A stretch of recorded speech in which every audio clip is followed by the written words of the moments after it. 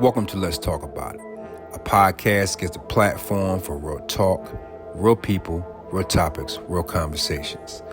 Please subscribe, like, comment, enjoy this journey, and enjoy this ride. Welcome to this week's episode.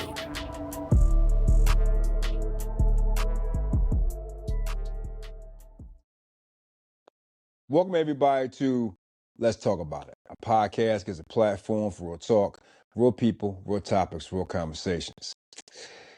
Today, ladies and gentlemen, is part 2 of my afterthoughts of my story.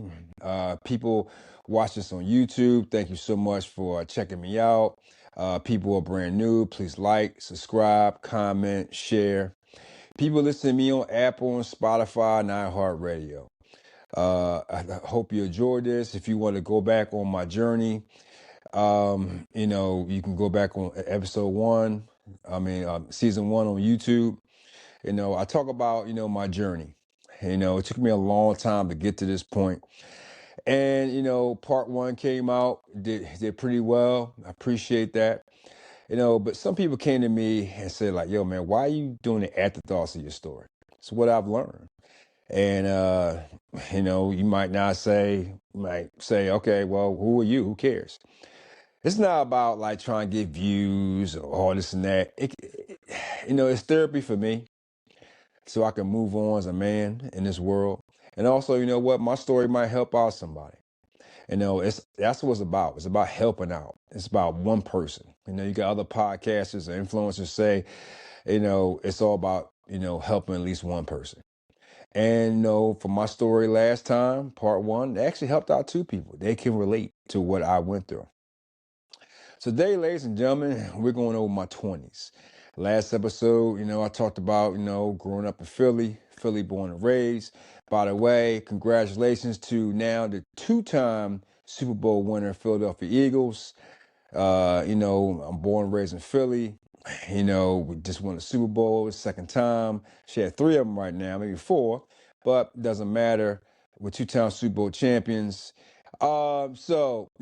So now we go on to my 20s. It probably like I left off after high school. It was a bad time for me, going through stuff with my mom and stuff like that. She didn't doubt me and had to prove her wrong, had to prove the teachers wrong. So, but what I didn't realize, what I didn't mention was, if you go back on my story, when I was 15 years old, I'm actually tell you the truth, I got a girl pregnant. And she had my daughter at 16. So if you go back on my story, what happened was, at this time, I was 15 years old. First time experience. Didn't know what I was doing. She was older than me. She was like 5 years older than me. Didn't know what I was doing. Didn't hardly know anything about sex. And, people my age, you know how it is. Like back in the day in the 80s, there was no sex ed class in the quote unquote inner city or whatever, unless you live in the burbs. They talked about condom use and sex ed and shit like that. Nobody talked about it in Philly, in the cities of Philly. And people will understand that if you're in your 50s. Had sex for the first time at 15. I was kind of confused, didn't know what to do. Only material we had was like magazines or VHS tapes that we barely got access to. So, I was asking everybody around, and I remember, on the episode I explained my first experience. Former friend of mine, John, he was like, listen, man, when you feel like you got to piss, pull it out. But anyway, you can go back on there. There's a whole long story about it. Anyway, only lasted 30 seconds anyway. So, but in 30 seconds, I created a daughter. So to go back on a long story short, I was 15 on 16. My mom got in an argument with, my daughter's mom's parents because she was legal. She was 19 going on 20. And she kept everything away from me. So for years, I did not see my little girl. So let's get up to 18 years old. Graduate high school, trying to define myself. At this time, I still haven't seen my daughter. I already know where she was at. So 18 years old, I had to make a decision about going to college. I wasn't an educational guy. Back in the day, some of you may realize that education was not really talked about in a lot of inner city schools, right? But I had the opportunity to go to Howard University, HBCU school, which my grandfather taught that. He was a political science professor there. And, but, he wanted me to come down DC and live with him, not on campus. And I was like, no, I'm not going to do that. I was being defiant, I was being hard headed. I didn't know what I wanted. I didn't know who the hell I was. For years, I didn't know who I was. I was trying to act something different, whatever. And, trying to fit in with people, be friends and stuff like that. So this is when the shit hits the fan. 18, turned down colleges and this and that. So I go on my little journey. At the time, right now I'm a big professional wrestler fan. And I'll never forget the time. I was watching the old WWF. I'm sorry, not WWF, World Class Championship Wrestling, Texas. There was a character named Gino Hernandez. He was like a flamboyant guy, different, people hate him, people love them, with the ladies, this and that. So I kind of took a little bit of him. And I say, you know what? I'm going to reinvent myself. I'm going to act like something totally different, right? To get girls, to get friends, to be a total different character. I don't know if people can relate to this. You know what I mean? Like, you're growing up, you don't know who you are, you're trying to define yourself, and you do whatever it takes to get friendships or a girlfriend, or if you're a girl, boyfriend, whatever. So I kind of invented this character, right? And, so I got into the whole dating scene and like dating older people to and this is back in the day. This was no online shit. Like, you had to go out and talk to people. You had to go out and like see people in person. There was no dating apps and none of that shit. And then you start like hanging around people and going through the whole motion. And this is back in like the late 80s, going in 1990, 18, 19 years old, dating older women. And then I start hanging out with a couple of guys, like, in the neighborhood. Like, we all didn't go to college. And we all said, fuck it, let's just do what we got to do. So I start hanging out with these brothers. And I'm like, damn, I'm starting to have some fun. I'm a different person, right? I'm kind of a different person. Let me explain who I was. I was kind of like a very outgoing person, because back in the day I was kind of shy and I had a stutter. So the character that I came up with made me more braver. Hardly no stutter, going out there, talking to girls, doing this, doing that, being kind of like a leader, right? Going out there being aggressive. That's why I took off this wrestler, his character. He was very aggressive. And like, watching TV shows and this and that, whatever. So I took a little bit of this, and became a character. At the same time, 18, 19 years old, seeing older females, starting to develop, conversations and learning how to have, decent sex and stuff like that. They was teaching me. You know what I mean? Like, when you're young, you like a fucking jackrabbit, right?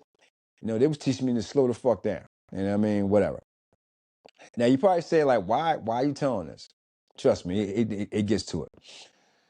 About being something different, being something that you're not. And what I learned at this point in my life, like, be who you are, try and discover who you are. Because at the time, right, I liked comic books. I liked professional wrestling. I like black belt theater, karate. I like cartoons on TV shows. But I didn't talk about that because that'd be like shameful, right? You had to act like a badass. You know what I mean? Like a little mini thug type cat. You know what I mean? Like, go out there, get the girls, do this, do that. You had to do all this stuff, right? To be popular. This is back in the late 80s, early 90s. So you act like a total different person. You couldn't act like what you're used to. So at this time, I think I'm like 19 years old, and I finally see my daughter, Sherelle. I think she at the time, I think she was like around 3 or 4, something like that. So I started to have a little relationship with her on and off. You know, her mother wanted me to get with her. Didn't want to. You know, I was into my own little lane. You know, saw on and off, you know, still not being, you know, a good father, basically. I could have saw her more, but I was so much into this character, I started getting, you know, popularity with the boys and the girls. So I let that take over instead of being a father to my oldest daughter. You know, barely saw her. You know, like, yeah, I was making excuses. Yeah. Now I'll pick her up. No, I wanted to go out with the boys.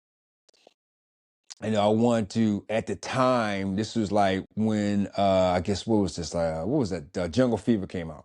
And the taboo of interracial relationships. And, you know what I mean, right? And we start like doing the whole interracial thing secretly. Because back in the day, like, you know, interracial was like, no, you can't be this and that. You know what I mean? No white girls, black dudes, stuff like that. You can't come around the end, can't come around the neighborhood. Nobody want to see that shit. So at this time, like, I had to, you know, keep on with the character. You know, instead of, you know, seeing my little girl. So I remember this one day. It's one exact day. You know, I'm getting dressed to go hang out with the boys and stuff like that. And they pick me up. Now I ain't talking about this on my last episode. It's come and pick me up. Like you know, we was going up to some suburban place. I mean, right, go, you know, what we call back in the day white girl hunting. It's crazy, right? What we used to call it back in the day. So my daughter was getting dropped off at her grandmother's house, which is right down the street from me, right in West Philly. She saw me. She came running like, "Daddy, how are you? Can you take me out? Can you do this? Can you do that?" Yeah. I do it. And she was kind of sad. She's like, "Yo, come on, Lou, make it in the car. Let's go. We gotta go. We gotta go. We got to make that ride. Like, don't worry about it, girl. I'll see you later." I think about that now. I chose to hang out with my boys to go quote unquote white girl hunting. And I got a 4-year-old little girl running up to me saying, "Can you hang with me?" And I made that choice of saying, "No, that's all good. I'll see you later on." Knowing I was going to be out all weekend long, up the burbs, at a hotel party, having fun, you know, doing all type of shit. You know what I mean? Having fun. And I chose that over seeing my daughter. Now I think about it now, how fucked up that was. That was just the beginning of the bullshit I was fucking doing. And I like to say that for like fathers out there who probably will understand that, you know what I mean? Like, you know, we had to grow up. We had to make stages in our lives. And we have regrets about our kids. And I'll explain to that later on. So that was one of the first and main regrets. So I'm going through the whole process of dating and not really dating, just fucking around with the boys. Barely seeing my little girl. At the same time, like, you know, my grandfather was like, "Listen, you gotta do something." So, you know, I go to community college. You know, I'm seeing, you know, new people. I was like, community college, I don't want to be no education. But I was like, all right, it's a new chance to see, you know, new chicks, right? Okay. You know, I ain't taking nothing serious. I wasn't that smart anyway. So I'm taking like remedial fucking classes, even in community college, right? Till I meet, you know, a young lady, you know, named Sabrina. You know, she was that good girl. You know, I talked about her before. You know, she would eventually be my son's mother. She was that good girl. You know, never was out, sheltered, never had a boyfriend, never had a kiss. So I'm acting this character, right? This fucking character. Now, I do have to admit, some of that was probably in me, but I like tuned it up a little bit, right? So I'm dealing with her, and she's loving me and liking me and all this stuff. So I'm like, okay, you know what? This is just me right here. You know, I'm acting a whole different character. So she totally fell for me. She was like totally into me. You know, she fell in love and like, and I was her first. You know, did I know? Did I really care? Now looking back on now, it was just something a notch in my belt. At the first time. I mean, I don't know if I ever told her that. It was like a notch in my belt. Oh, I got virgin. I'm good, right? Being a dickhead. And all this at the same time, I'm still not seeing my daughter. Barely. So I barely saw her here and there, being so-called father and whatever. And I'm seeing like, Sabrina on the side. But I'm still going out with the boys, going to house parties. And I mean, we went everywhere, bro. I mean, we just went everywhere. We was out and about, freakniks, Greek picnics, out every weekend. I still was working. Still making money, not being a lazy motherfucker, but I'm just doing my thing. So at the same time, I'm trying to, please my boys. I was a bad father to my little girl. I was an adulterer to my girlfriend, which I was at the time was Sabrina, which I started having feelings for. So that's when I started having feelings for her because she was nice. She was good to me, right? She was good to me. She was different. And then I'm thinking to myself, oh, damn, man. But I'm confused, right? You got to keep up with the parents. You got to keep up with the boys. You got to try to do something with your little girl, which you barely do anything for. And you're trying to do something with your girlfriend at the time, which I wasn't honest about anyway. She caught me multiple times. I ain't mentioned that before. But she loved me. And you know how it is. Like some women out there, they go through this shit now. They went through it back in the day. When they fall for a guy, they love them. They put up with a lot of shit. They get mad, they leave them, but they go back because they love them. Because they've been cheated on or whatever. And her and I went through some shit. So all this about being with the boys. Let's talk about the boys. It was 4 of us at first, then it came to 6. Majority of my time was about being with the boys. To where if you go back on my story, like we came up with names, like aliases. And after the whole black cinema genre, we came up with aliases. Like we didn't want nobody to know our real names. Like, mine was Dave. I had, Larry, Brian, I had Doe, Dennis, I had Tone, Raheem, I had Yam, I forgot his name, Shakur.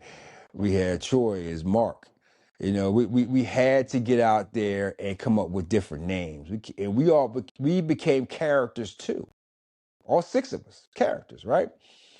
And we decided, like, this is the time I was at I had my own apartment, it's this efficiency apartment. We was all hanging out, smoking weed, banging chicks like left and right, like in our neighborhood, going out, And trust me, ladies and gentlemen, we was protected. This is the back in the day when the whole Magic Johnson shit came out, with the whole AIDS epidemics. So we was all out there, like we was strapped up like crazy. You had to strap up because, we didn't know what the hell that shit was. So we strapped up like crazy. We had like a pillowcase with like bag of condoms, like this much of condoms. So we strapping up like crazy. So we was being responsible on that point. But I wasn't being a responsible father, and I wasn't being a responsible boyfriend. And I look back on that now. I was out there like being a different person, hoeing around, doing all this shit. And you probably wonder, like, why are you telling all this shit? Who cares? Like I said, if one person can get this, it can help out. Maybe like, take this in, like, damn, yo, I did the same shit. Because trust me, a lot of us brothers did. we wasn't the best back then. I mean, so we all went out there, right? We all tried and do our best. And, in the inner city, we had no, guidance. We all didn't have fathers. The whole stereotype, no black kids, no fathers. You know what I mean? So we fell into that damn stereotype. And at the time, like, right at the time, like, when I did meet my father in my 20s, you know what I mean? Because he left me when I was younger, and I met him at 21. You go back on my story, and I had two little brothers, and I was like, wow, like they got the life. So at that point, I'm jealous too. So I got all type of shit going through my head. You know what I mean? Like, my father was a doctor, and my two little brothers had like the best lives, and I had nothing. So you got all this going through your brain at this time, So I think about it now. I know it's kind of jumbled up. I thought about all things. I was a failed father to my daughter. I cared and started to love my soon-to-be kid's mom, and she was different, but I still was doing dumb shit, and she didn't deserve it because, like I said, she was a good girl. She didn't deserve that shit.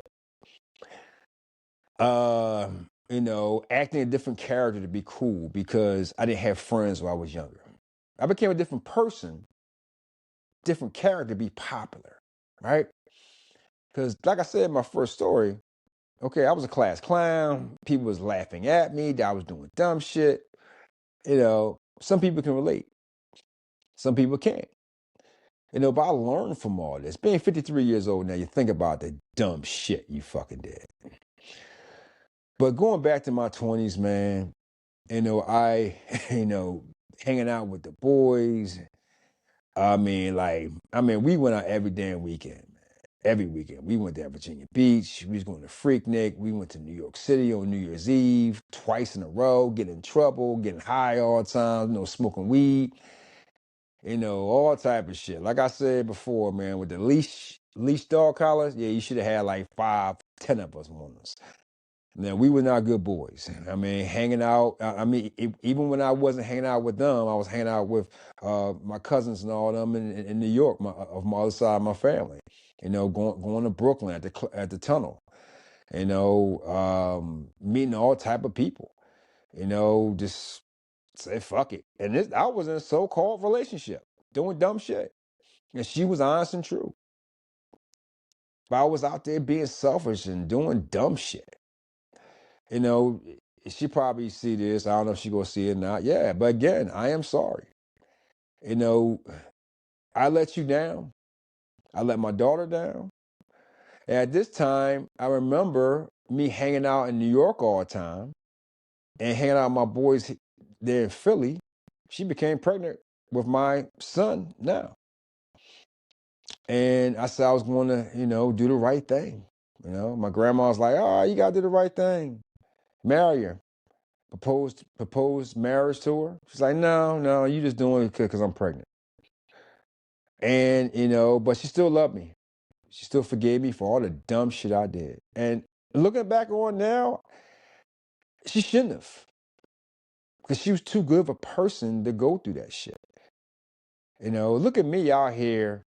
Not only I wasn't paying attention to my daughter, which, by the way, she left and went to California for a couple of years. I was like, okay, well, I'll see her later on. That was my mind frame. That's stupid. Fucked up. And I regret that. I pay for that shit later. So she had my son. I was barely there for him, too, because I wanted to be with the boys, hang out with the boys, go to Brooklyn, go to Connecticut, go down to Virginia Beach. I wanted to, smash this chick, smash that chick, be something I wasn't. No, I was still protected. It's all good. I mean, but I was somebody that I wasn't. I was somebody for them because they thought it was cool. Like, yo, Dave, yo, man, you getting in. And I got regrets about that. But at the same time, I learned about brotherhood, about family. I said in my first part, like, I didn't really have the close-knit family. And those brothers was like a family to me. We went through everything. I mean, man, I don't think half of us should be living right now. Knock on wood. I mean, how many people try to knock us off? I mean, we put ourselves in situations, man. I don't know how the hell we got out of it. You know what I mean? Um, I mean, probably should have like 10,000 kids by now. I don't know. You know what I mean? If we didn't strap up. But it was one thing when shit went down, we was there for each other. We was always there for each other. Got into fights, was there for each other. That's the first time I learned about brotherhood and family. But at the same time, I'm not being a good father and a good boyfriend. So I'm learning one thing on one side, having fun finally, because I didn't have all this as a kid. And I was bullied, I was teased. I didn't have all this. But then I finally got my brothers, my friends. We out and about, hanging out. I'm the popular guy, right? I'm meeting chicks. I mean bad chicks, right? White chicks, Spanish chicks, dozens of black chicks. The Greek picnic, if you know what that is. Like, man, that's one time a year. The pen relays, you getting numbers out the ass. I'm getting numbers. I'm getting popularity. I'm acting like a different character. I'm not stammering. I'm not getting made fun of. I'm not having teachers tell me I'm stupid. I'm not going to mount anything. I'm getting attention. And that's what I learned, right? I needed attention. But it was the wrong way of getting attention because I did not give it to my children. I did not at that time figure out who the fuck I was. Stupidity. It's just straight stupidity. The worst thing I've ever done in my 20s was not be a good father to my two oldest kids. And I've said that before. And I would never take that away. I was terrible. Terrible. I wasn't a father, I wasn't a dad. It took me to get years later to try and do that. And there's still repercussions of that to this day. I thought about all that. You're probably saying, like, why are you talking about this? Because, like, you know what? When you have tragedy in your life or you go through shit, like, I mean, you get counseling, right? This is my counseling. This will always go down in history. You can swipe past it. They will say, I don't want to hear about your fucking story. It's okay. But if one person can get it, I want them to get it. I learned about friendships. But was that friendship? Was it? Or was that just like something fake? Something not real? Because I learned from that, even to this day, about friendship. Now I am who I am now. And I'm trying to figure out, like, what is friendship? What is it? I've lost friends, or so-called friends, as they call them, out the years. Some of my own doing. A lot not of my own doing. Because I got time for bullshit and drama. I want support. I'm not going to act like somebody else for you to be cool with me. Because this process continued on to my 30s and 40s. Okay? It carried on. So at this time, my daughter went away to California. I'm in my late 20s. I mean, early 20s. Got a son, barely being there for him. My kid's mom, she forgives me, but nah, the same old bullshit. And she did not deserve that shit. She's too good of a person. And I've apologized to her many, many times. She said she forgives me. She said she forgave me, but I know deep down inside, that's hard to do. And I don't blame her. I don't really blame her. Because she deserves so much better. My daughter deserves so much better. There was times, man, years ago, I thought like they should have had a different father. Maybe they would treat them differently. Like, I didn't start trying to be a father until later on in life. And I still didn't know how to be a father because I was left. And when I met my father, we still had nothing in common. So I had no guidance. But I can't use that excuse either, you know, because it was about selfishness. It was about me. Because I wanted to be popular. I wanted everything I didn't get as a kid. I wanted to be cool with the boys, the girls. Yeah, okay, yeah, it was a lot of girls. I ain't gonna lie to you. Tons of them. I mean, I had my fun. I ain't gonna lie to you. You know what I mean? I said this many, many times. I lived 10 lifetimes in my 20s to where I'm good. You know what I mean? I learned a lot of shit. You know, traveling, hanging out with the boys.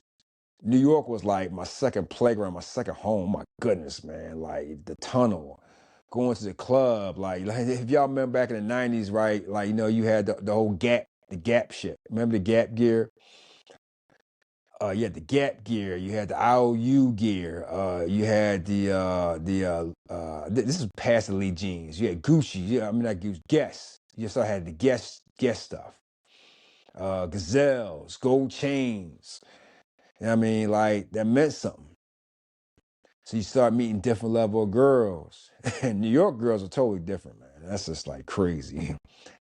I mean, probably the wildest thing ever happened in New York with me was I met someone, I can't say the person's name, but she was a celebrity. Yep, she was a celebrity. We hooked up. And I was, you know, I was very grateful. I was a different character. I wasn't me. I wasn't Lewis. I was Dave. And Dave was pretty good, man. Dave was he was a suave motherfucker. I mean, he knew what he was doing. He knew how to get him. He knew what to say, he knew what to talk. I don't know how much Lewis was in him, but to get a celebrity at that time, you know, Dave was a bad motherfucker. You know what I mean? Like, it was a different person. Different.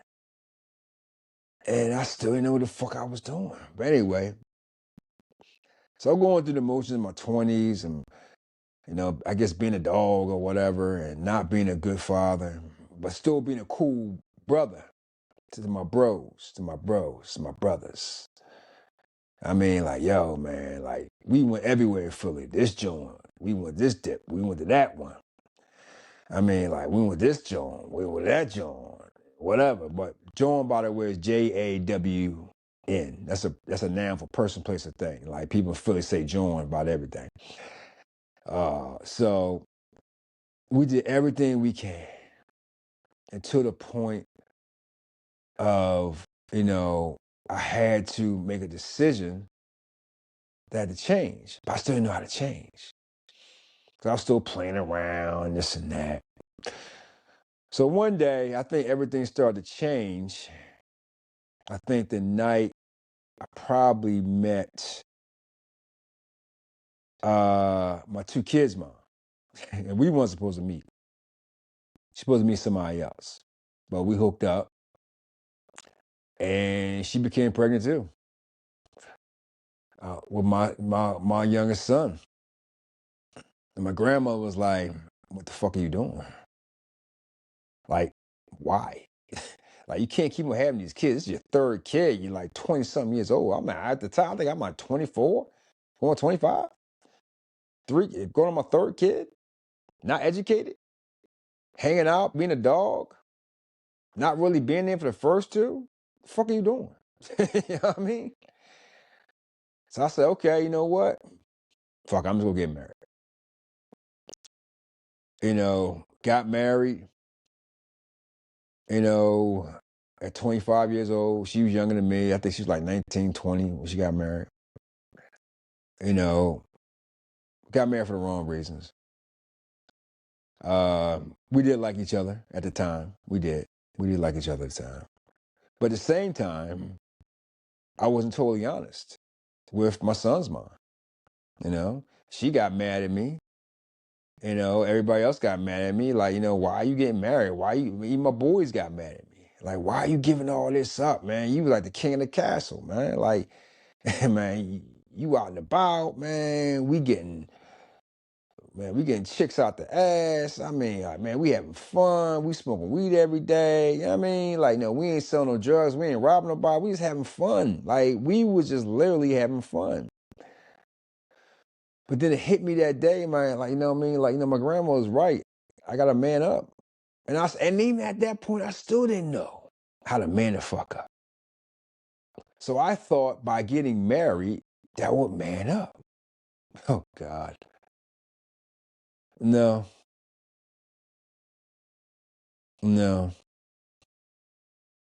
I'll be honest with you. I'll jump ahead a little bit, but I'll talk about the middle parts later on.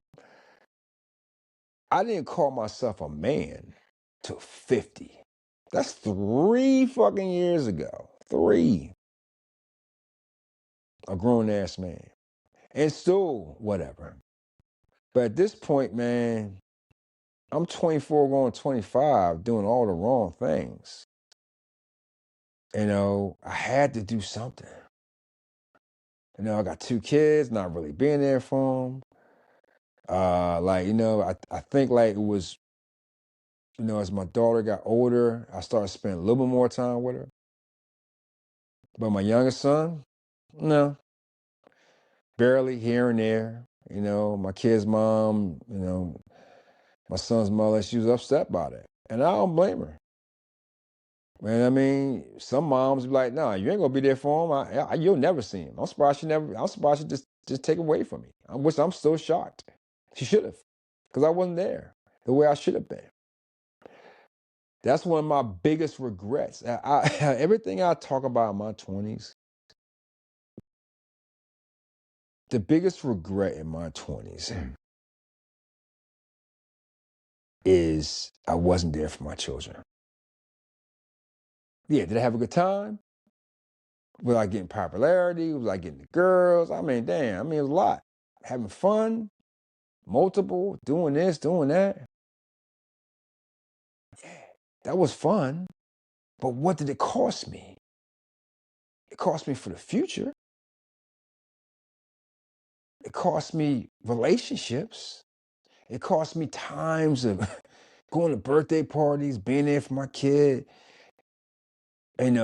Not just getting him a Christmas gift. Oh, here you go. Not being there to watch him on Christmas Day. That kills me today. I'm 53. It fucking murders my heart. Murders me. And I thought about that. And I thought. I said, okay, let me just get married and maybe this will just, be better. It's better for the youngest, but not the oldest. It got worse. I still didn't handle it right. But as far as my 20s, I think that was the best, most selfish time of in my life. I learned about life, like real life situations. I learned about betrayal early. I learned about dedication early. I learned about, like I said, betrayal. Betrayal was a big one I learned, but dedication, being who you are. Because I was not that person. But did I have fun? Yeah, I had a lot of fun. God knows, man, we did everything. You know what I mean? But like I said, what did it cost me? I met a lot of different people. I learned a lot from females, older females. But I didn't learn the best lesson of all. It's how to be a good father. And I will admit that up and down. People saying, oh man, well, what the hell you telling us this shit for? Don't watch. If people want to judge me for me coming on, hold on a second. If you want to judge me for coming out and saying all this, that's fine. I'm 53 years old. I'll give 2 fucks. I don't care. You can judge me all the fuck you want. I've been judged all my damn life. I know if I can get through my 20s, my 30s, and my 40s, what makes you think I give a damn about what you say about me, about my past? So I tell you right now, the people who always judge, they always got some shit with them too. They love to judge, but never want to look in the fucking mirror. Always.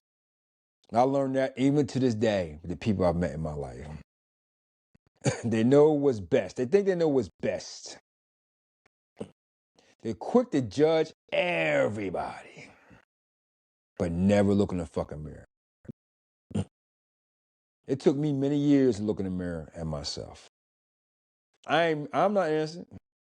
I'm not. I never will claim I'm fucking innocent, but I'm better. You can believe me, don't believe me, it don't matter. Cause like I said, I follow 3 rules. 3 rules.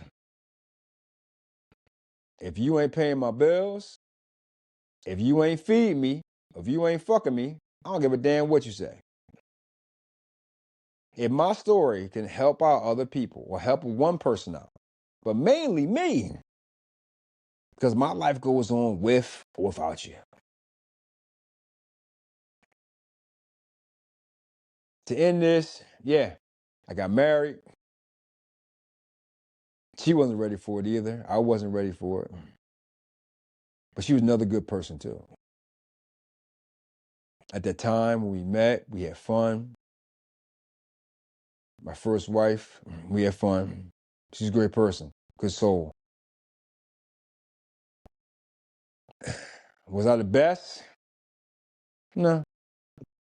Was I Dave? See, this is what I always ask myself. The people in my 20s, the people who knew me, kids' moms, people, did they really know me? Did they know Dave or Lewis? Because at that time, it was just Dave. Because Lewis is a total different person from Dave from back in the day. Did I have fun as Dave? Yeah, I had fun, selfish fun. But the character Dave cost me a lot of shit. A lot of shit in my life. And I learned from that. I had to be better. You know, the chicks, the parties, you know, the hookups. Yeah, it was fun. God, yeah. If you're in your 20s, you know how it is. You can have fun. Traveling, didn't give a fuck. Smoking weed every damn day. God knows I missed that shit, man. I can't do it now. I get random drug testing. Man, I'm telling you right now, man, we smoking some weed, man. We smoke them like a pack of Newports.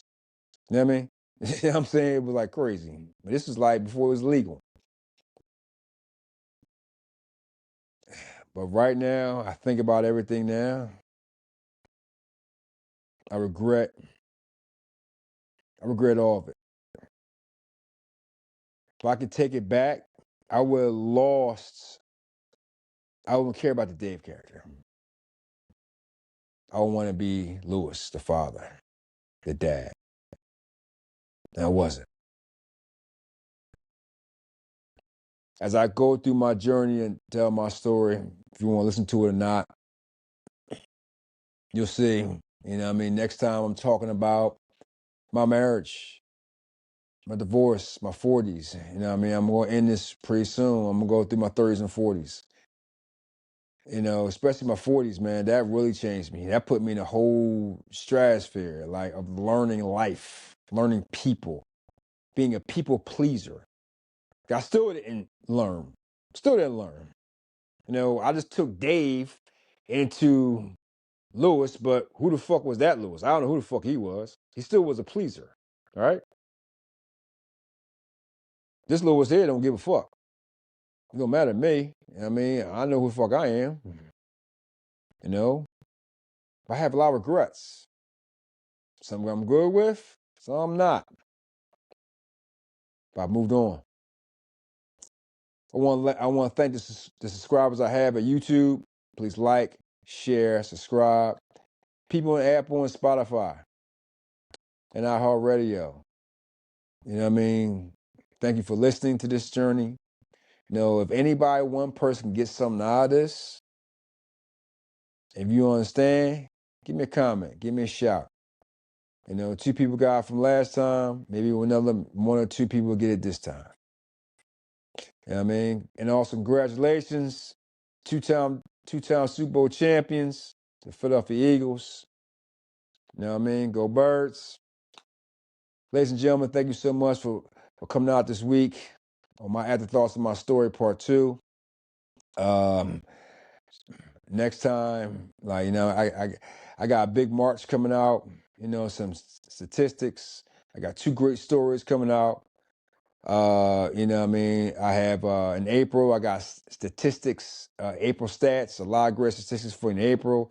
I got some amazing guests lined up. You know, for April, May, and June. I'm telling you, some amazing guests. I got some great content coming out for you. Ladies and gentlemen, thank you so much. I will see you next week on Let's Talk About It. Peace. Thank you for watching the show. Please like, subscribe, comment. Stay tuned next week for another exciting episode on Let's Talk About It.